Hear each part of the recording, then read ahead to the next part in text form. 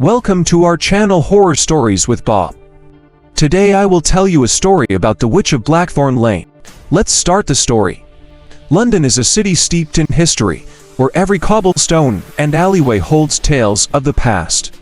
Among the bustling streets and modern buildings, there are places where the shadows linger a little longer, where the air feels heavier, and where the past seems to reach out to the present. One such place is Blackthorn Lane, a narrow, winding street in the heart of the city, known for its dark history and the legend of the Witch of Blackthorn Lane. In the early 1700s, Blackthorn Lane was a desolate and eerie part of London. It was said that Elizabeth Green, a woman accused of witchcraft, lived in a small, decrepit house at the end of the lane. Elizabeth was a healer, a woman with knowledge of herbs and remedies passed down through generations, but to the superstitious townsfolk, her knowledge made her a witch. One night, a terrible storm raged over London, and the townsfolk, driven by fear and hysteria, dragged Elizabeth from her home. They accused her of bringing the storm and casting curses upon their families.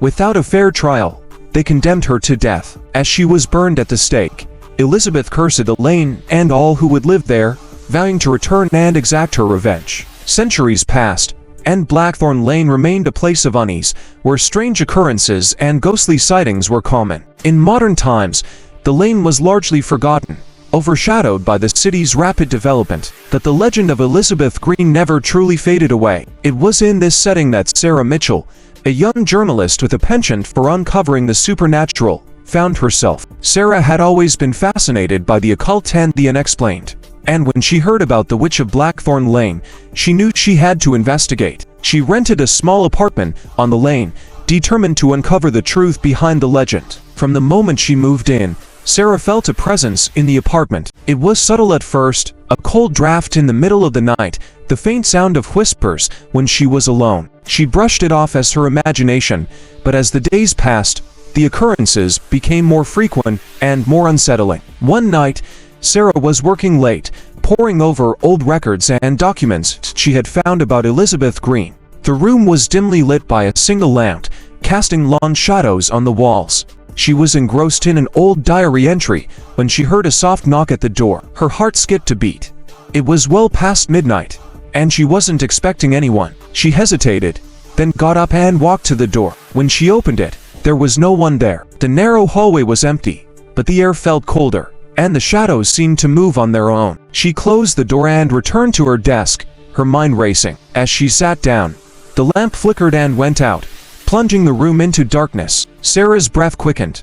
She fumbled for her phone to use its flashlight, but before she could turn it on, she felt a cold hand on her shoulder. She spun around, her flashlight illuminating the room, but there was no one there. The room was empty, but the sense of being watched was palpable. Sarah's hands shook as she backed away, her mind struggling to process what had just happened.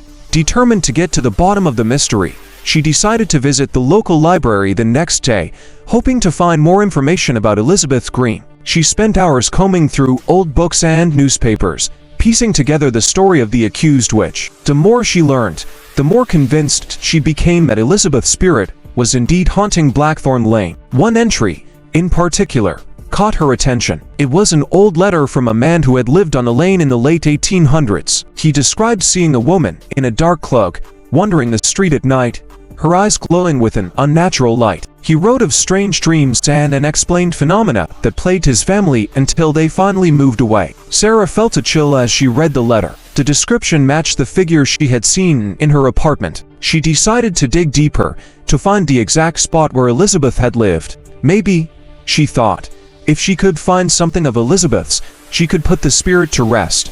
That evening, she returned to Blackthorn Lane, armed with a map and the information she had gathered. She followed the old street layout, trying to match it with the modern buildings. Eventually, she found herself standing in front of a dilapidated building at the very end of the lane. It was boarded up, and the windows were shattered, but there was an air of familiarity about it. Sarah took a deep breath and pushed the door open. The hinges creaked, and the door swung inward, revealing a dark, dusty interior. She stepped inside, her flashlight casting eerie shadows on the walls.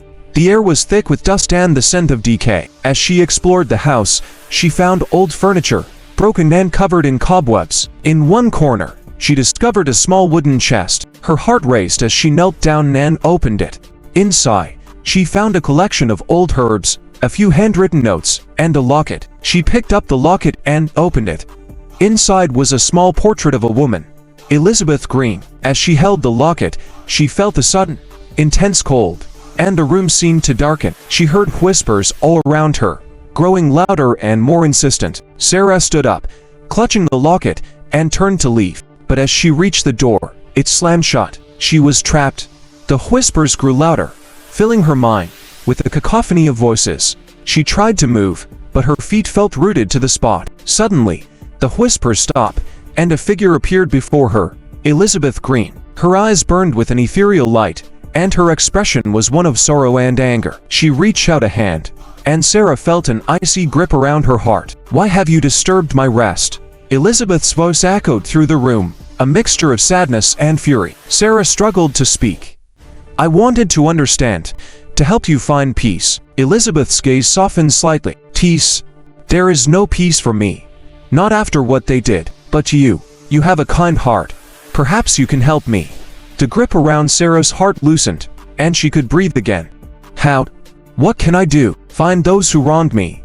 Their descendants still live. They must know the truth. Only then can I be free." Sarah nodded, determination replacing her fear. "I will. I promise." The figure of Elizabeth began to fade, the light in her eyes dimming. "Thank you," she whispered, and then she was gone.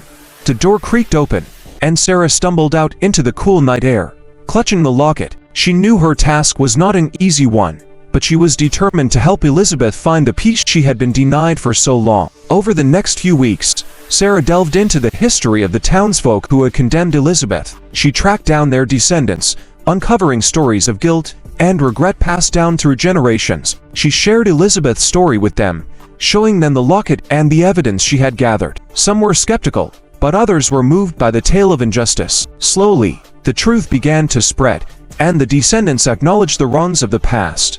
They held a small ceremony on Blackthorn Lane, offering apologies and seeking forgiveness. On the night of the ceremony, as the last words were spoken, a gentle breeze blew through the lane, and Sarah felt a warmth envelop her. She looked up and saw a faint, glowing figure, Elizabeth Green, smiling, her eyes filled with gratitude. As the figure faded, Sarah knew that Elizabeth had finally found peace. The lane, once shrouded in darkness, now seemed a little brighter. And though the legend of the Witch of Blackthorn Lane would live on, it would be a story of justice and redemption, rather than fear and vengeance.